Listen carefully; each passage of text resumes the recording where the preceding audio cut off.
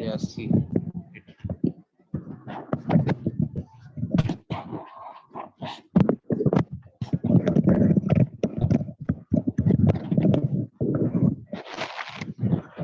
بسم اللہ الرحمن الرحیم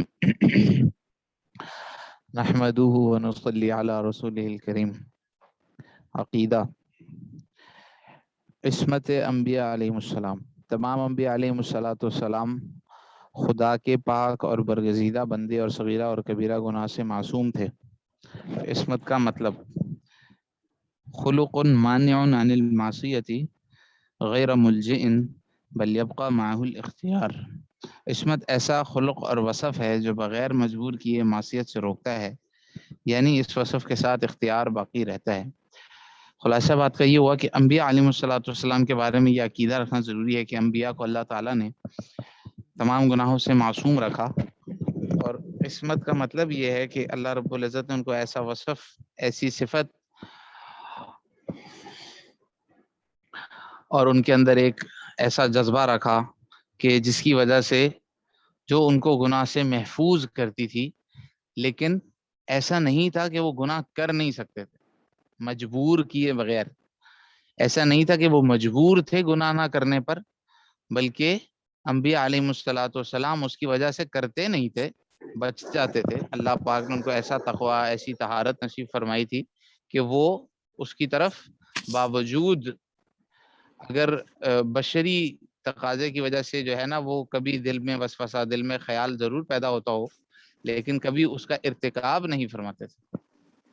امام ابو منصور ماتریدی رحمۃ اللہ علیہ فرماتے ہیں عصمت سے ابتلا اور آزمائش زائل نہیں ہو جاتی، لہٰذا اختیار باقی رہتا ہے. ٹھیک ہے، یعنی اللہ رب العزت نے ہمیں دنیا کے اندر جو امتحان کے لیے بھیجا ہے، انبیاء علیہ السلام بھی اس امتحان کا حصہ ہیں. ان کو بھی امتحان کے لیے بھیجا ہوا ہے. انبیاء بھی امتحان میں ہیں، لیکن انبیاء علیہ السلام چونکہ جیسے امتحان اگر مثال کے طور پر خود بخود آٹومیٹیکلی وہ جو ہے نا بندہ وہ پار لگی جائے تو وہ کیا فائدہ اس امتحان کا. اگر مثال کے طور پر انسان کا امتحان لیا جائے اور اس کو ایسا قلم دیا جائے جو خود ہی لکھتا جائے جواب، تو اس سے وہ امتحان ہی نہیں. اگر انبیاء علیہ السلام کے بارے میں یہ کہا جائے کہ معصوم تھے اور ان سے گناہ ہو ہی نہیں سکتا تھا غیر اختیاری، تو ان کے وہ کرنا بھی چاہیں تو نہیں کر سکتے تھے، تو پھر کیا ان کا ابتلا اور آزمائش نہ ہوتی؟ حالانکہ ان کی بھی ابتلا اور آزمائش تھی. تو اللہ تعالیٰ نے ان کا اختیار باقی رکھا. صاحب بدایہ کہتے ہیں کہ امام ابو منصور ماتریدی رحمۃ اللہ علیہ کے قول کا مطلب یہ ہے کہ عصمت کی وجہ سے نبی اطاعت کرنے پر مجبور اور معصیت کرنے سے عاجز نہیں ہو جاتا. صحیح، بلکہ عصمت تو اللہ تعالیٰ کا لطف اور اس کی مہربانی ہوتی ہے جو نبی کو بھلے عمل پر ابھارتی ہے اور برے عمل سے روکتی ہے. اور عصمت کا یہ عمل اسی وقت ہو سکتا ہے جب نبی کا اختیار باقی ہو. تو اختیار باقی ہونے کے ساتھ ساتھ بچتے تھے. اس لطف اور مہربانی اور خلق معنی کی کیا صورت ہے، اس کو ایک مثال سے سمجھیے. ایک شخص کو کسی سے واقعی انتہائی محبت اور عقیدت ہو تو وہ اپنے محبوب کی مخالفت سے بچتا ہے، بلکہ اس کی مخالفت کے تصور ہی سے کامتا ہے. اس عاشق اور محب سے مخالفت کا اختیار سلب نہیں ہو گیا، لیکن محبت کی وجہ سے اس میں ایسا وصف پیدا ہو گیا ہے کہ وہ اپنے اختیار کو موافقت میں استعمال کرتا ہے، مخالفت میں نہیں. اسی طرح انبیاء علیہ السلام میں اللہ تعالیٰ نے وصف عصمت پیدا فرما دیا، جس کے اسباب بھی بتمام و کمال ان میں موجود ہوتے ہیں، یعنی کمال معرفت الہیہ اور کمال محبت خداوندی اور ان کا کامل نمونہ ہونا. یہ وصف اور خلق ان کو خیر کے اختیار کرنے پر ابھارتا ہے اور برے کاموں سے روکتا ہے. صحیح، یعنی اختیار باقی رہتے ہوئے انبیاء علیہ السلام نیکی کی طرف چلتے تھے اور گناہوں سے بچتے تھے. اللہ رب العزت نے ان کو ایسی عصمت عطا فرمائی کہ وہ ان کو ان گناہوں سے روکتی تھی. مطلب یہ کہ اللہ تعالیٰ کی ایسی محبت عطا فرمائی، ایسی اللہ پاک کی طرف سے اللہ تعالیٰ کا جو ہے نا ایسی معرفت نصیب فرمائی، کمال اس کا ایسا نصیب فرمایا کہ پھر وہ جو ہے نا اس کے بعد گناہ ہو جانا ویسے ہی بعید ہے. عصمت انبیاء کی تائید میں یہ آیات دلیل ہیں. اعوذ باللہ من الشیطان الرجیم قل ان کنتم تحبون اللہ فاتبعونی یحببکم اللہ. آپ کہہ دیجئے، آپ صلی اللہ علیہ وسلم سے خطاب کر کے فرمایا اللہ تعالیٰ نے کہ اے نبی آپ کہہ دیجئے اگر تم اللہ تعالیٰ سے محبت چاہتے ہو تو میری پیروی کرو، اللہ تعالیٰ تم سے محبت کرے گا. چل رہی، اللہ تعالیٰ تم سے محبت کرے گا. اس آیت میں رسول اللہ صلی اللہ علیہ وسلم کی ہر بات میں مطلق پیروی کو کہا گیا ہے، کسی خاص معاملے میں پیروی کو مقید نہیں کیا گیا، جس کا مطلب یہ نکلتا ہے کہ نبی کا ہر عمل نمونہ ہے. تو اگر نبی معصوم نہ ہو اور گناہ بھی کر جائیں تو پھر نبی کی اطاعت تو گناہوں کے کاموں میں بھی لوگ کرنے لگیں، کیونکہ اللہ پاک نے مطلق فرما دیا کہ آپ صلی اللہ علیہ وسلم کی اتباع کرو. تو اگر نبی معصوم نہ ہو اور ہر فعل ان کا محفوظ نہ ہو تو پھر تو شریعت ایسے متزلزل ہو جائے گی. لقد کان لکم فی رسول اللہ اسوۃ حسنہ، یہ فرمایا تمہارے لیے اللہ کے رسول صلی اللہ علیہ وسلم میں عمدہ نمونہ ہے. اس آیت کے مطابق تمام زندگی نمونہ ہوئی، لہٰذا آپ ہر عمل میں معصوم ہوں گے، کیونکہ اگر کسی ایک بات میں بھی آپ کو معصومیت حاصل نہ ہوتی تو مومنین کو اس سے مستثنا کر دیا جاتا. پھر ایک اور آیت میں فرمایا فَبِهُدَاهُ مُقْتَدِي، یعنی آپ صلی اللہ علیہ وسلم انبیاء کی پیروی کیجئے. اے نبی، آپ خطاب کر کے فرمایا نبی علیہ الصلوۃ والسلام کو کہ دیگر انبیاء علیہ الصلوۃ والسلام کی پیروی کیجئے. اس آیت میں بغیر کسی شرط کے پیروی کرنے کا حکم ہوا، لہذا معلوم ہوا کہ دوسرے انبیاء علیہ السلام کو بھی عصمت حاصل ہے، ورنہ مطلقاً ان کی اقتداء کرنے کے حکم کا کچھ مطلب نہ ہوتا. عالم الغیب فلا یظہر علی غیبہ احدا الا من ارتضی من رسول، غیب کا جاننے والا وہی اللہ ہے، سو وہ اپنے غیب پر کسی کو مطلع نہیں کرتا، ہاں مگر اپنے کسی برگزیدہ پیغمبر کو. اس آیت میں فعل ارتضا کو کسی بھی شرط کے بغیر ذکر کیا ہے، یعنی یہ نہیں فرمایا کہ اعمال میں یا اخلاق و عادات میں یا اس امر میں اور اس امر میں چن لیا ہے، جس کا مطلب یہ ہے کہ رسول کے تمام ہی امور اور عادات اور افعال اللہ تعالیٰ کے نزدیک پسندیدہ ہیں، اور وہ ہر طرح سے صغائر و کبائر سے پاک ہیں، کہ اللہ تعالیٰ نے ان کو چنا ہے. تو کس چیز کے اعتبار سے چنا ہے، ان کی کیا چیز دیکھنی ہے، تو اللہ پاک نے ان کی پوری زندگی کو چنا ہے، ان کے ہر جو ہے نا وہ معاملے کو چن لیا ہے. عصمت انبیاء کے ثبوت پر اعتراض. قرآن پاک میں بعض آیات ایسی ہیں جن سے معلوم ہوتا ہے کہ عصمت انبیاء کا عقیدہ درست نہیں ہے. مثلا حضرت آدم علیہ السلام کے بارے میں سورہ طٰہٰ میں ہے فَعَصَىٰ آدَمُ رَبَّهُ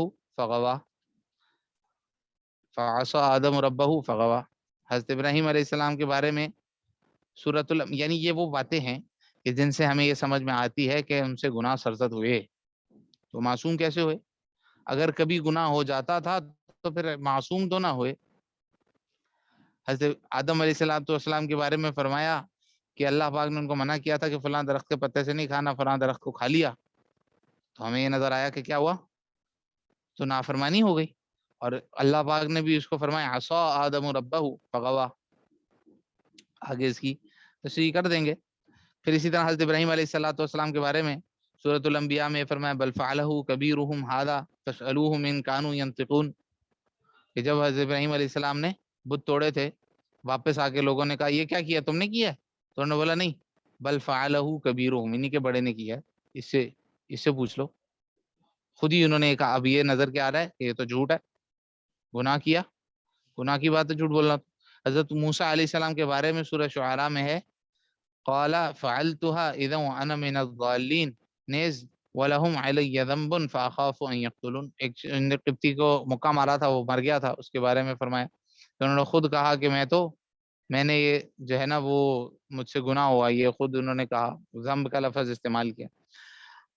ان سب باتوں کا جواب یہ ہے کہ یہ واقعات گناہ کے نہیں ہیں، یہ واقعات یہ گناہ کے نہیں ہیں، بلکہ یا تو سرے سے ان میں کچھ عیب ہی نہیں، یا صرف بھول چوک کے ہیں یا غلط فہمی کے ہیں، جو بڑے بڑے عقل مندوں کو بھی پیش آ جاتی ہے، اور سوائے خدا تعالیٰ کے کوئی اس سے منزہ نہیں، کوئی اس سے پاک نہیں. کسی مخالف مرضی کام کو موافق مرضی اور موافق مرضی کو مخالف مرضی سمجھ جائیں اور اس وجہ سے بظاہر خلاف مرضی کام ہو جائے تو ہو جائے، یعنی صحیح کو غلط کام کو خود صحیح سمجھ لیا، سمجھا یہ کہ ایسا ہوگا میں، لیکن وہ غلط فہمی کی بنیاد پر غلط کر دیا، کیونکہ سمجھ کیا اس کو کہتے ہیں غلط فہمی ہو گئی. یہ والا مسئلہ ہے کہ کیا ہے کہ اس وجہ سے بظاہر خلاف مرضی کام ہو جائے تو ہو جائے، اس وجہ سے ایسا کام ہو جائے جو اللہ تعالیٰ کو پسند نہیں تھا، لیکن اس کو گناہ نہیں کہتے، کیونکہ گناہ کے لیے ضروری ہے کہ جان بوجھ کر مخالفت کی جائے، بلکہ اس کو لغزش کہتے ہیں. اس کو مثال سے سمجھیے. قصہ یہ تھا کہ شیطان انکار سجدہ کے جرم میں ملعون و مردود ہو چکا تھا. چونکہ یہ زخم اس کو آدم علیہ السلام کی وجہ سے پہنچا تھا، اس لیے ان کا جانی دشمن ہو گیا تھا. جب اس نے دیکھا کہ میں تو یوں مردود کیا گیا اور ان کا اعزاز ہوا ہے، اب اس فکر میں لگا کہ کسی طرح آدم علیہ السلام کو ماں ان کی بیوی کے سیش و عشرت سے جدا کرنا چاہیے. چنانچہ اللہ تعالیٰ نے آدم علیہ السلام کو بھی اسی عداوت و فکر آزاد رسانی سے آگاہ کر دیا. غرض یہ آدم علیہ السلام کے پیچھے پڑا اور ان کو جس طرح ہو سکا بہکانا شروع کیا کہ اصل میں اس درخت کی خاصیت یہ ہے کہ اس کے کھانے سے حیات ابدی حاصل ہوتی ہے یا آدمی فرشتہ بن جاتا ہے. فقلنا یا آدم ان هذا عدو لك ولزوجك فلا يخرجنكما من الجنة فتشقى. پھر کہا ہم نے اے آدم یہ دشمن ہے تیرا اور تیری بیوی کا، سو نکلوا نہ دے تم کو جنت سے، پھر تو پڑ جائے تکلیف میں، کہ تمہیں جنت سے نکال دے گا تو تکلیف میں ڈل جاؤ گے. پھر وسوسہ ڈالا اس کی طرف شیطان نے، کہا اے آدم کیا میں بتاؤں تجھ کو سدا زندہ رہنے کا درخت اور ایسی بادشاہی جو پرانی نہ ہو. شیطان نے کہا تم کو نہیں روکا تمہارے رب نے اس درخت سے مگر اس لیے کہ کہیں تم ہو جاؤ فرشتے یا جاؤ ہمیشہ رہنے والے. اور ان کے آگے قسم کھائی کہ میں یقیناً تمہارا خیر خواہ ہوں. شیطان نے کہا میں تمہیں صرف اس وجہ تو اللہ پاک نے اس لیے روکا ہے کہ تم فرشتے نہ ہو جاؤ، ہمیشہ جنت میں رہ جاؤ گے اگر درخت میں سے کھا لو گے. مگر جس وقت اللہ تعالیٰ نے تم کو منع کیا تھا اس وقت تمہاری حالت کے مناسب یہی تھا کہ فرشتہ ہونے یا ہمیشگی کے اسباب کا ارتکاب نہ کیا جائے. اس وقت تمہاری استعداد ضعیف تھی، جیسا کہ ضعیف المادہ کو غذائے قوی سے ممانعت ہوا کرتی ہے. یہ شیطان بہکا رہا ہے کہ اللہ تعالیٰ نے تمہیں اس درخت سے اس لیے روکا تھا کہ تم فرشتے نہ بن جاؤ، اس وقت تو تمہارے اندر استعداد نہیں تھی اس کی. اب کیا ہوا؟ اور اب تمہاری استعداد قوی ہو گئی ہے. اس حالت کے لیے ممانعت بھی نہیں ہے، کیونکہ جب علت نہیں رہتی معلول بھی نہیں رہا کرتا. جیسے ذوف مادہ دور ہونے کے بعد پھر وہ سابقہ ممانعت باقی نہیں رہتی اور اس مضمون پر قسمیں کھا گیا. جب انسان کا پیٹ خراب ہو جائے تو اس کو بولتے کہ بھئی کھچڑی کھاؤ اور گوشت اور جو ہے نا وہ تیل والی چیزیں تلی ہوئی چیزیں نہ کھاؤ. لیکن اب کیا ساری زندگی چلے گا؟ نہیں نا. جب پیٹ ٹھیک ہو گیا بس ٹھیک ہے سب کچھ کھاؤ حسب معمول. تو اس نے اس طرح ان کو کہا کہ اب تو تم ماشاءاللہ قوی ہو گئے ہو، استعداد مضبوط ہو گئی ہے. چونکہ تعویل بڑی نمکین تھی، ادھر اللہ کی قسمیں کھا گیا جن کا نام سن کر محبت والے تو گھل ہی جاتے ہیں، اور وہم و گمان بھی نہ ہوگا کہ کوئی اس طرح خدا کے نام کی جھوٹی قسمیں کھا سکتا ہے. پھر شیطان نے لالچ بھی دیا تو حیات دائمی کا اور فرشتہ ہونے کا جو نور اعلیٰ نور کا مصداق ہو، اور پھر ممکن ہے کہ اس کو پہچانا بھی نہ ہو، کسی نئی شکل میں ملا ہو. غرض حضرت آدم علیہ السلام کے دل میں یہ بات بیٹھ گئی اور انہوں نے اپنے اجتہاد سے اس بات کو قرین قیاس اور مناسب حال سمجھا کہ اس وقت درخت سے کھانا منع نہیں ہے اور کھا لیا.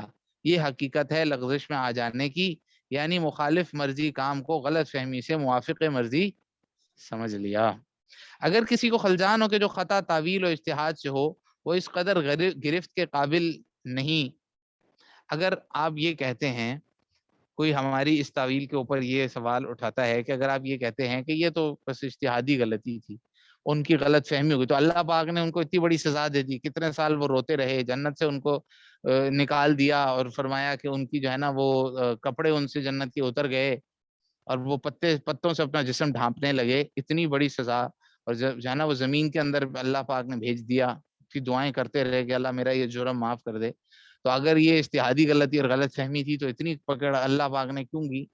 تو اس کا جواب یہ ہے کہ جو شخص بلند درجہ رکھتا ہو اور بہت سمجھدار ہو اس پر اپنے مرتبے سے کمتر کوئی کام کرنے پر ملامت کی جاتی ہے، درجے کے اعتبار سے سزا ہو. ٹھیک ہے. اگرچہ وہ کام فی نفسی ہی خوبی والا ہو. اسی وجہ سے کہا گیا ہے حسنات الابرار سیئات المقربین، یعنی وہ کام جو عام نیکوکاروں کے حق میں خوبی اور نیکی شمار ہوتا ہے، بسا اوقات مقرب اور بلند درجے والوں کے حق میں خطا سمجھا جاتا ہے. ایک بندہ 2 رکعت نفل پڑھ لے تو اس کو تالیاں بجتی ہیں ماشاءاللہ، اور اگر اللہ والے صرف 2 ہی پڑھیں تو کہتے ہیں اللہ پاک کیا کہیں گے صرف 2 ہی پڑھیں. تو فرمایا کہ بہت ساری ایسی جو ہے نا نیکیاں جو عام لوگوں کے حق میں نیکی ہوگی لیکن مقرب لوگوں کے لیے وہ خطا سمجھی جائے گی. کہ بس اتنا سا کیا، یا مطلب یہ بھی کر دیا تم نے، اتنی سی بھی خطا ہو گئی. اور حاصل اس کام کا یہ ہوتا ہے کہ تم نے زیادہ غور سے کام کیوں نہیں کیا. جب قصہ یوں ہے تو اللہ تعالیٰ کا قرآن پاک میں یہ ارشاد فرمانا وعصا آدم ربہ فغوا، آدم سے اپنے رب کا قصور ہو گیا تو غلطی میں پڑ گئے، یعنی خلد و ہمیشگی کے مقصود کی تحصیل کے بارے میں. اس کا مطلب یہ ہے کہ غلط فہمی یا اجتہاد میں خطا اور چوک ہو جانے سے وہ غلطی میں مبتلا ہو گئے اور ان سے قصور ہو گیا. اس کو نافرمانی سمجھنا جو نفس کی سرکشی اور بغاوت سے ہوتی ہے یا نفس کی شرارت سے ہوتی ہے بہت بڑی غلطی ہے. غرض یہ گناہ نہیں تھا بلکہ اللہ تعالیٰ ہی کے قرب اور محبت ہی کی تحصیل کی کوشش میں خطا اور چوک تھی. جی ہاں، ایسے ہی تعویل کرنا مناسب ہے تاکہ باقی سارے جو ہے نصوص، ساری آیتیں اور حدیثیں وہ درست بیٹھیں. جی ہاں، اگرچہ اگر لفظی مطلب دیکھا جائے تو عصا اس کا مطلب ہوتا ہے گناہ کر بیٹھنا. فغوا کا مطلب ہوتا ہے گمراہ ہو جانا. ایسے سخت لفظ ہیں لیکن اس کی کیا ہم نے ترجمہ کریں گے؟ اب اپنے رب کا قصور ہو گیا، غلطی میں پڑ گئے. فغوا غلطی میں پڑ گئے، یہ نہیں کہنا کہ گمراہ ہو گئے، یہ ترجمہ غلط. جی تو مطلب یہ ہے کہ آدم علیہ السلام کے بارے میں یہ نہیں کہہ سکتے کہ ان سے گناہ ہوا تھا، بلکہ ہاں اجتہادی غلطی تھی. دوسری مثال حضرت ابراہیم علیہ السلام کے قصے کی، بل فعلہ کبیرہم ھذا. ایک مرتبہ جب کہ حضرت ابراہیم علیہ السلام کی ساری قوم بادشاہ، کاہن اور مذہبی پیشوا میلہ میں مصروف تھے، حضرت ابراہیم علیہ السلام نے سوچا کہ وقت آ گیا ہے کہ میں مشاہدہ کی صورت میں لوگوں پر واضح کر دوں کہ ان کے دیوتاؤں کی حقیقت کیا ہے. وہ اٹھے اور مندر میں پہنچے، دیکھا کہ وہاں بتوں کے سامنے کھانے کی چیزوں کے چڑھاوے رکھے تھے. وہ جاتے تھے صبح جو کھانا بنایا ہوتا تھا وہ بتوں کے سامنے رکھ کے میلے پر چلے جاتے تھے، واپس آ کے خود ہی کھا لیتے تھے، بتوں نے تھوڑی کھانے تھے. حضرت ابراہیم علیہ السلام نے طنزیہ لہجے میں چپکے ان بتوں سے خطاب کر کے کہا کہ یہ سب کچھ موجود ہے، ان کو کھاتے کیوں نہیں؟ اور پھر کہنے لگے بات کر رہا ہوں، کیا بات ہے، تم جواب نہیں دیتے؟ اور پھر ان سب کو توڑ پھوڑ ڈالا اور سب سے بڑے بت کو چھوڑ کر واپس چلے آئے. بس چپکے سے جا گھسا ان کے بتوں میں اور کہا ابراہیم نے ان بتوں سے کیوں نہیں کھاتے ہو؟ تم کو کیا ہو گیا، کیوں نہیں بولتے؟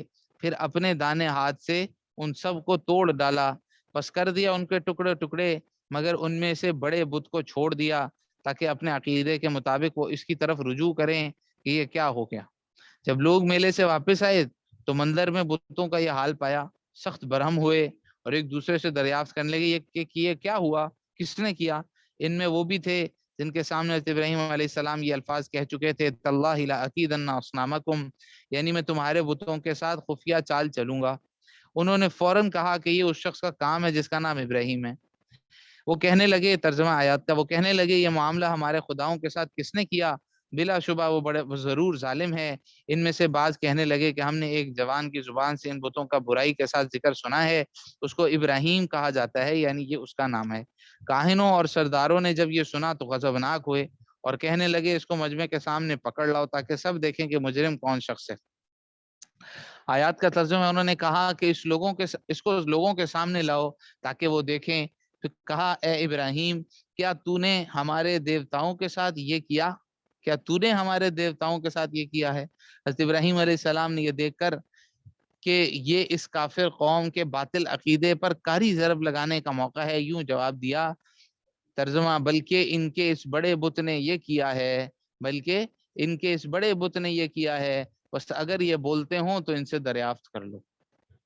یہی وہ مقام ہے جس کو معترضین بطور اعتراض پیش کرتے ہیں. حضرت ابراہیم علیہ السلام نے غلط بیانی کی تو ان کی عصمت کہاں حاصل رہی، حالانکہ یہ ان لوگوں کی بدفہمی ہے. جواب کیا ہے؟ قوم کے سوال سے غرض تعیین تھی کیونکہ وہ یہ جاننا چاہتے تھے کہ بتوں کو کس نے توڑا، اور اسی کے لیے انہوں نے حضرت ابراہیم علیہ السلام سے پوچھا کہ کیا تم نے بتوں کو توڑا ہے؟ حضرت ابراہیم علیہ السلام نے توڑنے والے کی تعیین کر دی، لیکن اب یہ اعتراض باقی رہا کہ فی الواقع بڑے بت نے تو ان کو نہیں توڑا تھا، پھر حضرت ابراہیم علیہ السلام نے ایسا جواب کیوں دیا؟ اس کا جواب یہ ہے کہ قرآن پاک میں ہے وما رمیت اذ رمیت ولکن اللہ رما، ریت بھری مٹھی جب آپ نے پھینکی تو آپ نے نہیں پھینکی بلکہ اللہ تعالیٰ نے پھینکی۔ رسول اللہ صلی اللہ علیہ وسلم نے مٹھی بھر ریت پھینکی، اور قرآن نے اذ رمیتا کہہ کر اس کا اس بات بھی کیا کہ جب آپ نے پھینکی، لیکن پھر ما رمیتا کہہ کر رسول اللہ صلی اللہ علیہ وسلم سے پھینکنے کی نسبت کی نفی کر دی کہ آپ نے نہیں پھینکی، ولیکن اللہ رما کہہ کر پھینکنے کی نسبت اللہ تعالیٰ کی طرف کی۔ رسول اللہ صلی اللہ علیہ وسلم سے پھینکنے کی نفی اور اللہ تعالیٰ کی طرف پھینکنے کی نسبت تاثیر حقیقی کے اعتبار سے ہے، یعنی بظاہر تو رسول اللہ صلی اللہ علیہ وسلم نے پھینکی، لیکن چونکہ مؤثر حقیقی تو اللہ تعالیٰ کی قدرت ہے، اس لیے تاثیر حقیقی کے اعتبار سے اصل پھینکنے والی ذات اللہ تعالیٰ کی ہے۔ اور یہ بات ذہن نشین رہے کہ معبود حقیقی وہی ذات ہو سکتی ہے جو قدرت کاملہ رکھتی ہو اور مؤثر حقیقی ہو، جیسا کہ حضرت ابراہیم علیہ السلام نے اپنے قوم سے فرمایا افتعبدون من دون اللہ ما لا ينفعکم شیئا ولا یضرکم، تو کیا اللہ کو چھوڑ کر تم ایسی چیز کی عبادت کرتے ہو جو تم کو نہ کچھ نفع پہنچا سکے اور نہ ہی نقصان پہنچا سکے؟ حضرت ابراہیم علیہ السلام کی قوم چونکہ ان بتوں کو معبود حقیقی اور قادر مطلق سمجھتی تھی، تو ان کے عقیدے کے اعتبار سے جواب دیا بل فعلہ کبیرہم ھذا، یعنی ہاں میں نے ان کو توڑا ہے، لیکن جب تم ان کو معبود حقیقی اور مؤثر حقیقی اور قادر مطلق سمجھتے ہو تو ان کی قدرت اور تاثیر حقیقی کے اعتبار سے یہ کہنا صحیح ہوگا بلکہ اس بڑے بت نے ان کو توڑا ہے۔ واضح ہوئی بات؟ اس بیان سے واضح ہوا کہ حضرت ابراہیم علیہ السلام کے کلام میں کچھ عیب نہیں جو ان کے لباس عصمت پر دھبا بن سکے، گویا کہ انہوں نے کہا کہ تمہارے اعتقاد کے موافق تو اس بڑے بت نے ہی یہ کروایا ہے۔ جی ہاں، تو کوئی جھوٹی بات، کوئی غلط بیانی نہیں ہے۔ ابراہیم علیہ السلام نے گویا کہ کوئی جھوٹ، کوئی بات نہیں بولی جس پر ان کی عصمت پر کوئی دھبا لگے۔ تیسری مثال، حضرت موسیٰ علیہ السلام نے ایک اسرائیلی اور ایک فرعونی کو آپس میں لڑتے دیکھا، چونکہ زیادتی فرعونی کی تھی اور اسرائیلی نے ان سے مدد چاہی تھی۔ حضرت موسیٰ علیہ السلام نے اول فرعونی کو سمجھایا، جب وہ باز نہ آیا تو اس کو تعدیب کے طور پر ایک مکہ مارا، اتفاق سے وہ فرعونی مکہ لگنے سے مر گیا۔ قتل کرنا مقصود نہ تھا، لہٰذا یہ قتل خطا ہوا، اور چونکہ وہ حربی بھی تھا اس لیے زیادہ سے زیادہ خلاف اولا فعل ہوا، جس کو حضرت موسیٰ علیہ السلام نے کمال خوف الہی سے گناہ سمجھا۔ نبوت ابھی عطا نہیں ہوئی تھی، یہاں ضالین کا مطلب ہے بلا قصد خطا کرنے والا۔ جی، حضرت موسیٰ علیہ السلام نے جو مکہ مارا تھا وہ تو بس تعدیب کے لیے مارا تھا، اس کو مطلب ہٹانے کے لیے مارا تھا، وہ اللہ کی شان وہ اس سے مر ہی گیا، وہ قبطی اس سے مر ہی گیا۔